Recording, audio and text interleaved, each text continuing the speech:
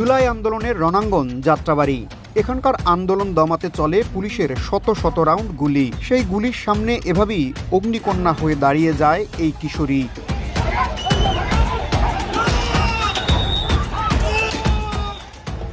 নাম না জানা এই কিশোরীর চারপাশ ঘিরে তখন পুলিশের মুহুর্মুহুর গুলি, কিন্তু একটুও বিচলিত হয়নি কিশোরী মেয়েটি।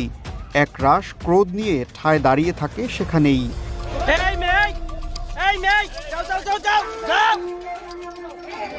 কিছুক্ষণ পরেই পুলিশের গাড়িতে পড়ে থাকতে দেখা যায় রক্তে ভেজা একজনকে।